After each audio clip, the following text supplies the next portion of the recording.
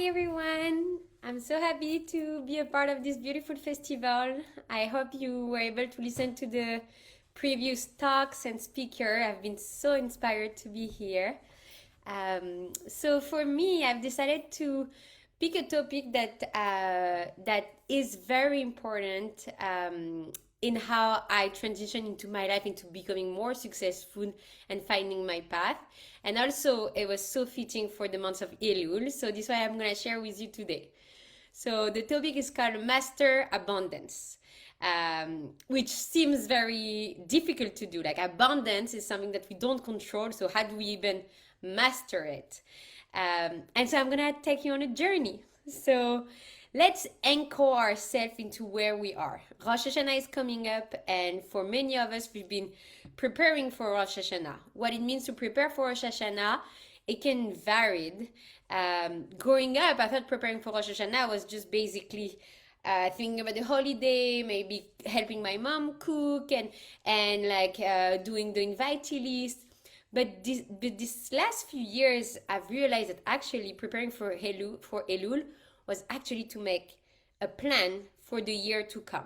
Like, I'm gonna ask God to give me a gift of one more year on this planet, of 365 days on Earth.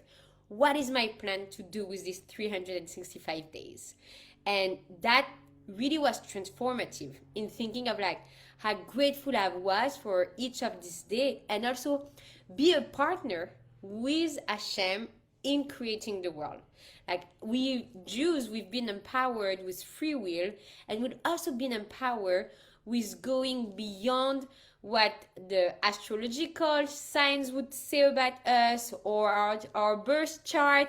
For people who are familiar with it, our destiny is written in the stars if we want to look at it, but we can go way beyond that.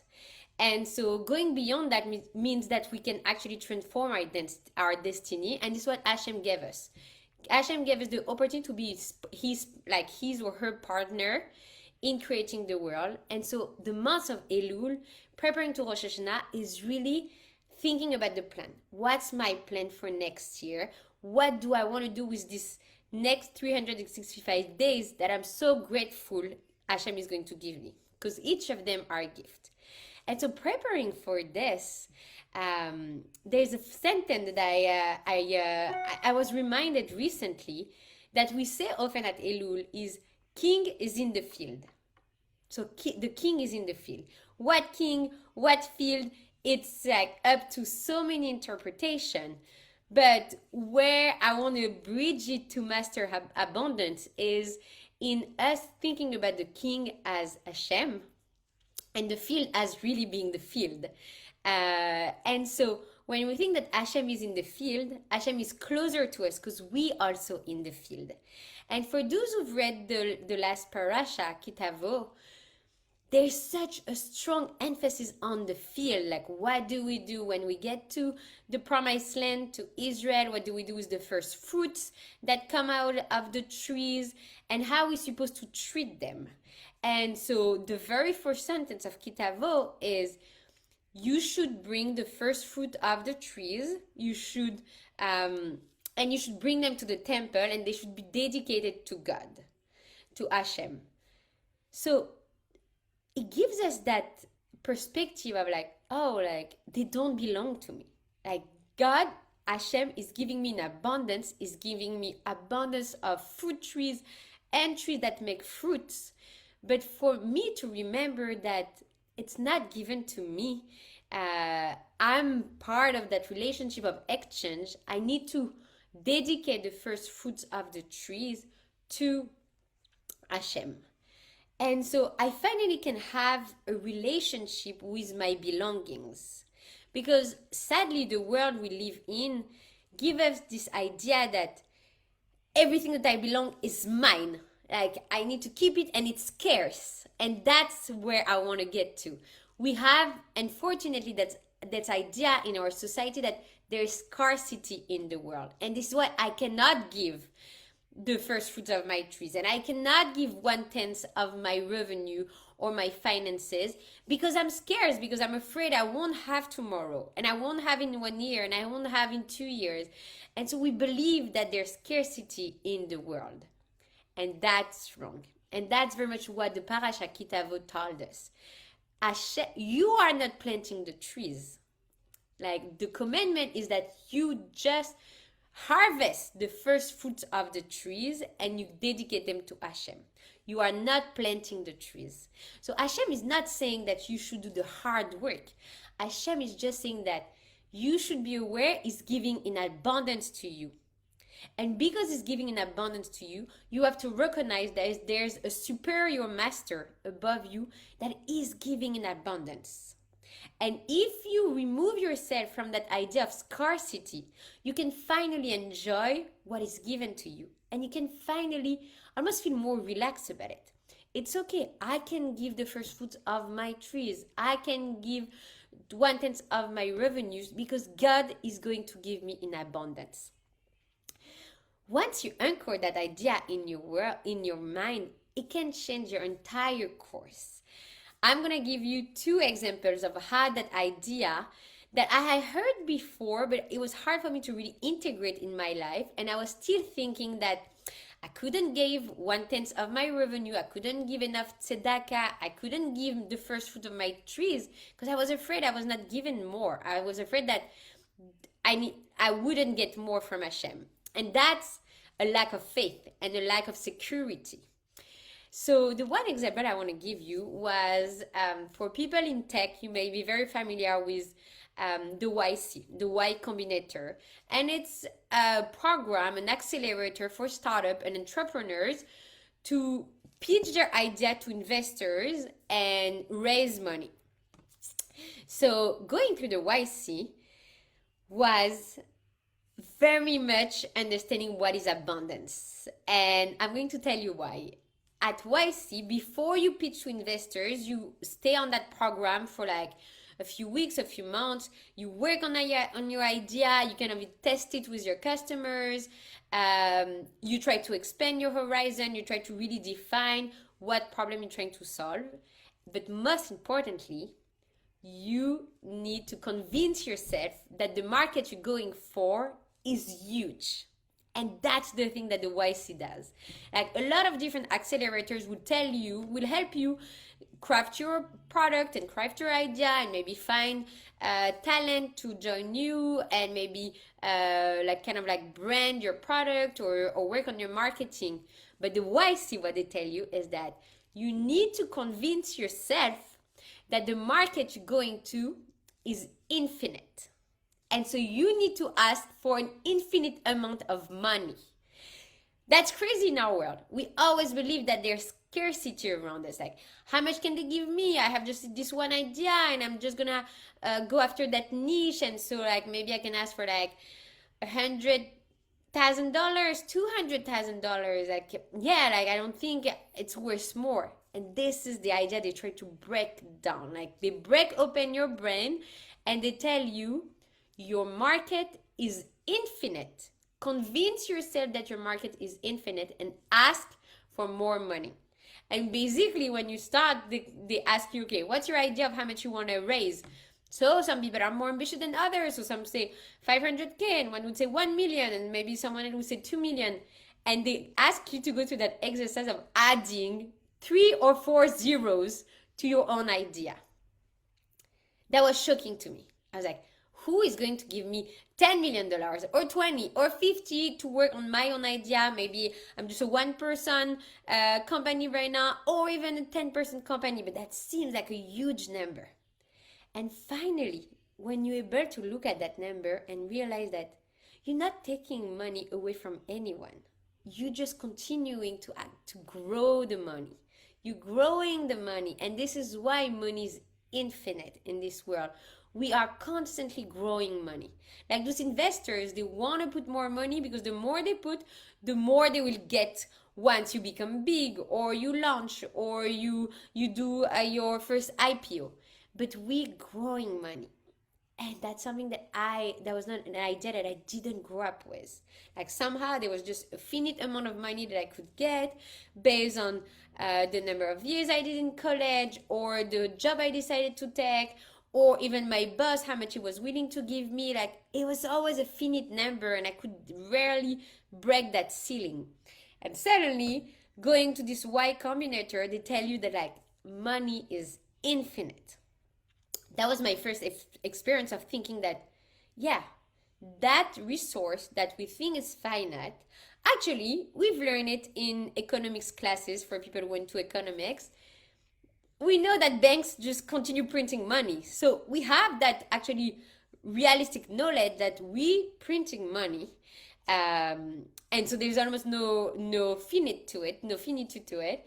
But also in the world of investment, building company, going after new customers, you growing money. And this is why you're able to ask for so much. And that idea shouldn't belong only to the Y Combinator or to entrepreneurs or startup. Even at work, or even when you launch your own business, you should think this way. You should think that whoever invests in you is growing their own money. And so you are helping the world just grow that resource that is infinite. And that resource is not dirty. And that's the second realization for me that really changed my mind with mastering abundance. I used to think that money was dirty. And this is why also I couldn't give it away, because it was like, some people when money is dirty, they just want to spend it. For me, money was dirty, so I didn't want to talk about it. I didn't want to have that as a tool that I would use to exchange with my friends. Like I felt like I shouldn't talk about money with my friend, with my family. It felt like a big taboo. And I had a second experience where I realized that money was not dirty. And this is when I was trying to launch myself as a freelancer, an independent. And I was so convinced of what I was giving to the world. I knew what I was giving was valuable. The world needed it. That suddenly money was just a fair reward. Like that was just the tool that we decided among us as a society that will be the tool we use to exchange from value to value, to create that sense of security. Okay, we all know we're exchanging that piece that has that much value, so we can do a transaction. But basically, when you're bringing something of value to the world and your reward is money, you shouldn't think it as something that is dirty. It's actually a fair compensation for what you're bringing to the world. That was my second realization. And the third one I want to bring you on is this journey that I feel good, so grateful someone sent me on, was a 21-day challenge of abundance that was led by Deepak Chopra. So for people who want to like check online who Deepak Chopra is just this like really amazing, famous persona now that brings idea of Buddhism and yoga and also like philosophical ideas on the world.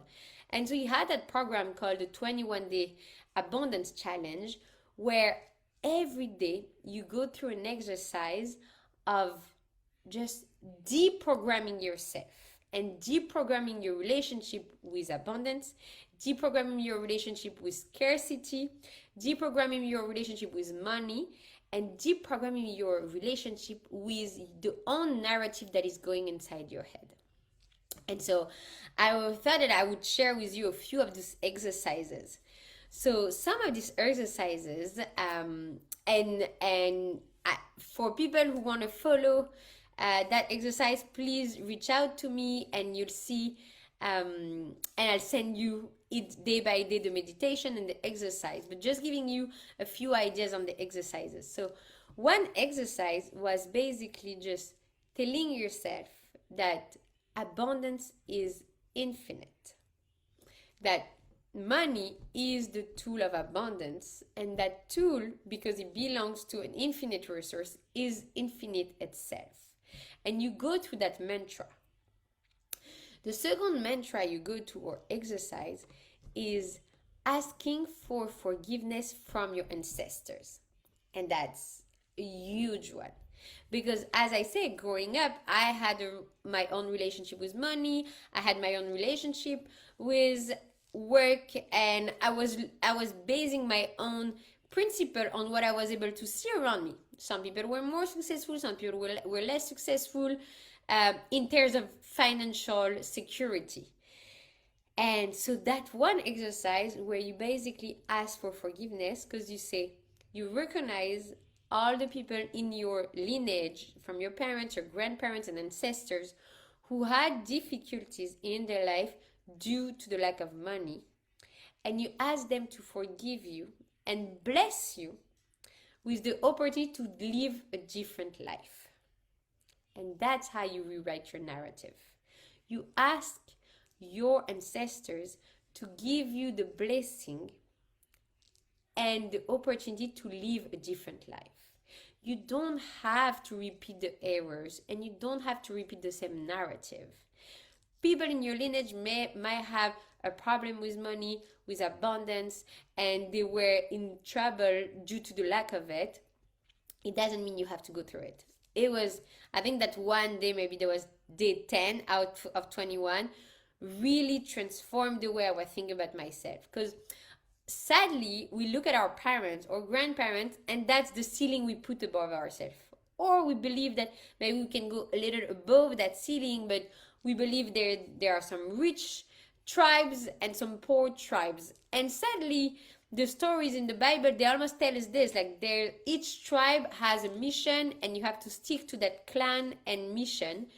Well, today we live in a way more expanded world. And so it's not because you come from a family that had any toxic relationship with abundance and money that you have to go through the same way.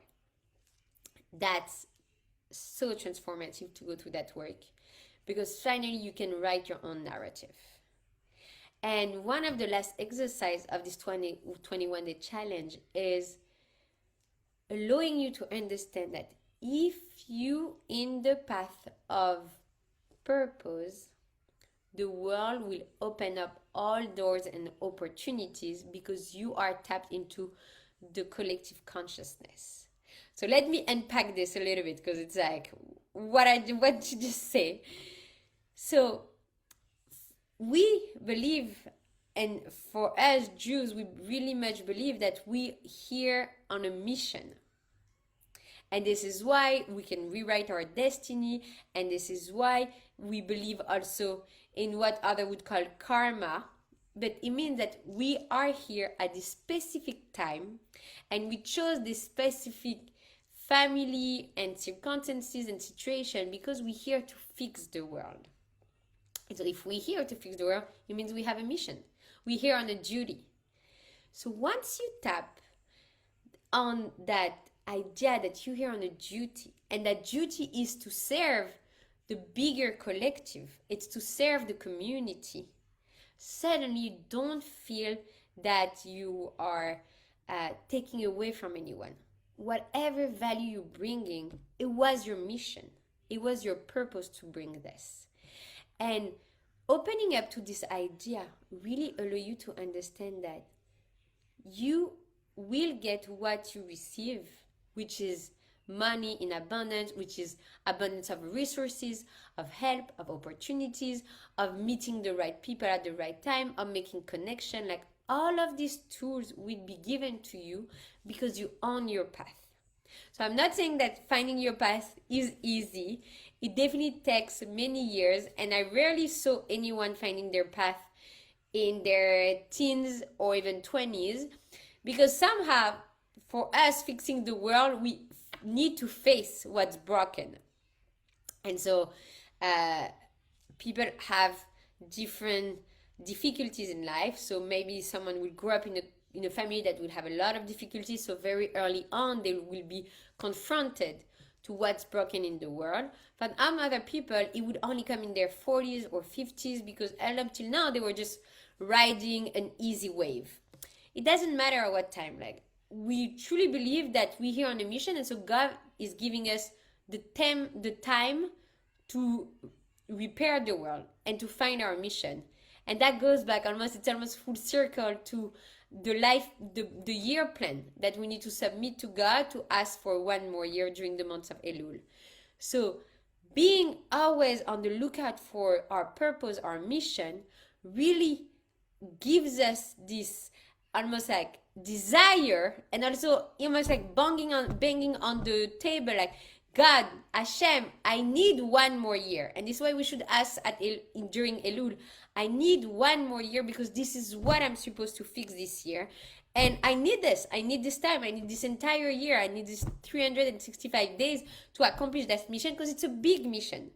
And Hashem, if you also giving me this year, give me the abundance.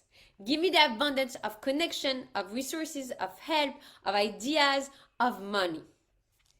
So there is like this synchronicity. Once you find your path, once you realize that Hashem is giving us milestone during the year to go through the process of finding it, of settling into ourselves, or finding your roots, or like feeling free again, because finding your purpose can also make you slave of it, and suddenly you fall into a vortex where you don't know like how you're gonna get out of it, or you feel like it's too big for you, or you become so obsessed that actually your relationship with your purpose become toxic.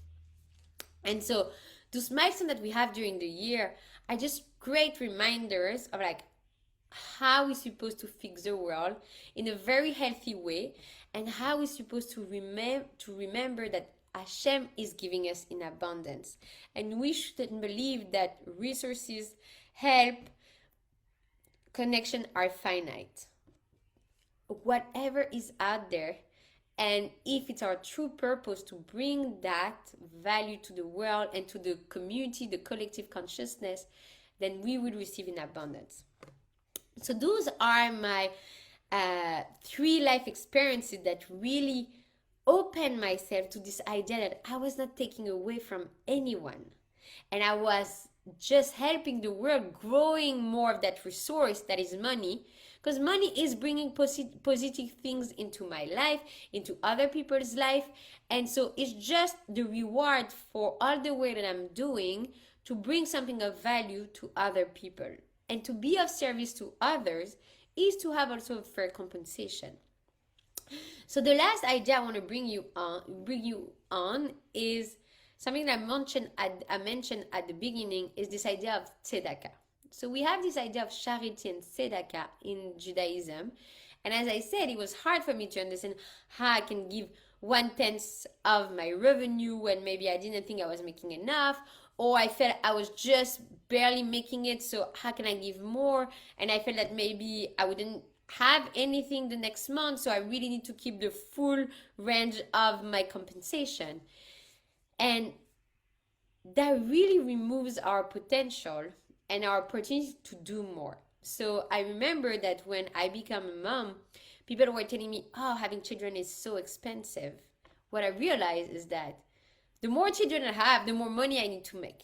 So somehow we have in our life, and it can be children, it can be different things, it can be moving to a new country where everything is more expensive, but somehow we find in ourselves the force and the strength to make more money when we need it.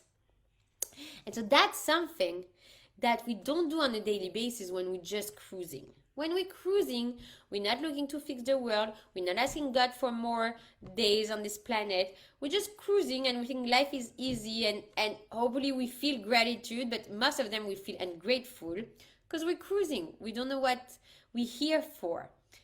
Human beings need profoundly to find their purpose, and Jews are here on a mission. They know they're here on a duty. So it's even more important that they're here to accomplish what has been given to them, and they can every day thank God for the gift that they were given to be on this planet, to continue fixing the world and repairing the world for others.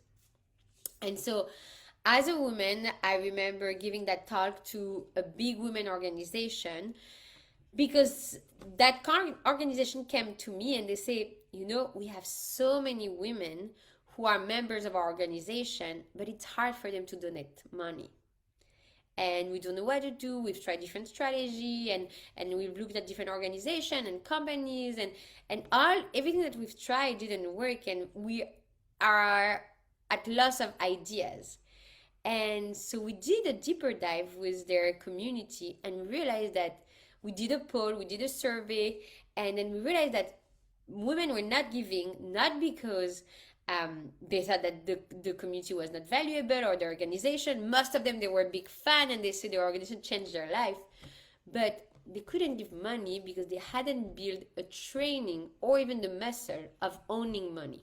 Like, if we go down memory lane, we will remember that for the longest, women were not even allowed to have a credit card, or not even allowed to have a bank account. Like, it needed to be under the supervision of a husband, a brother, a dad, a father. And sadly, there's still countries in the world where it's still happening. But so for modern countries like America or Europe, like, it's been only a few decades that women have a relationship with money, but they haven't trained themselves in thinking that that money is coming to them in abundance. They think it's a finite resource, and so they always need to grapple to it, and they cannot give it.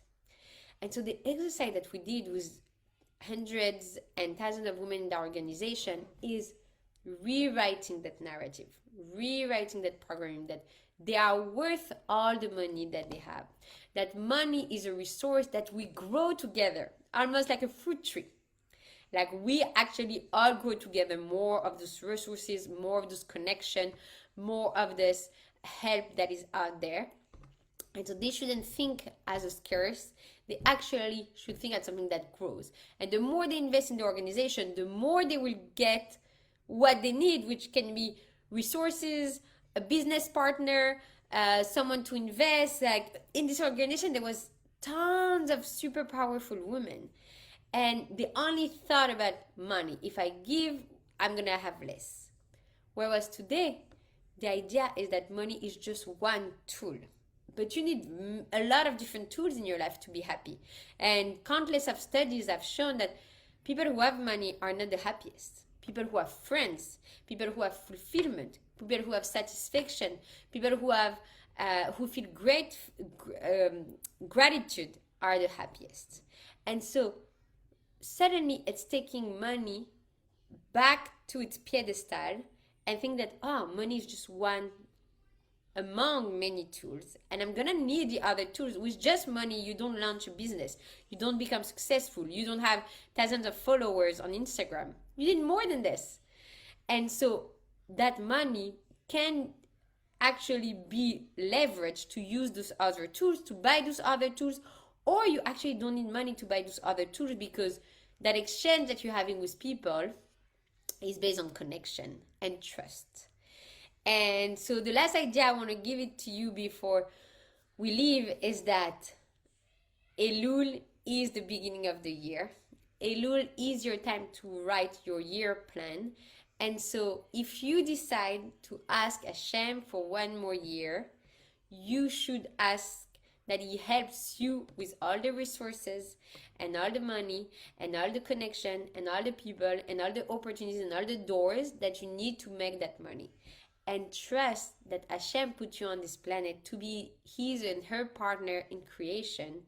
And so He's going to give you in abundance. And if we go back to the Parashat Kitavo that we read last week, something that is very interesting is, in a world where we don't harvest our fruit trees anymore, like supermarket would do it, we have to remember that we are the fruit tree. Like, that's something that we talk a lot during different holidays, but we compare the man as a fruit tree. And so we have our roots, and we have our trunk, and we have our branches, and then we have the fruits. But if we are the fruit tree, Hashem is really asking us to give the first fruits of our own tree to the community, to dedicate it to the good of others. What are our fruits? What each of us, it's our talent. The one that we acquired because we worked at it, and the one we were born with. And so if we give away some of this talent to our community, we will in exchange get in abundance of fruit trees, because we'll work at our own talent and craft them. But also, people will want to invest in us because they see that our talent really benefit the world. And so I want to leave you with this idea. Like, you are the fruit trees, and the first fruit should be given to the community. And Hashem will give you in abundance because you have been blessed by your ancestors of rewriting your own story. You don't need to think that money is dirty, and you don't think to have that toxic relationship. You're growing money with the world, and that's an infinite resource. And as long as you're on your path, Hashem will open the door. So happy Rosh Hashanah to everyone.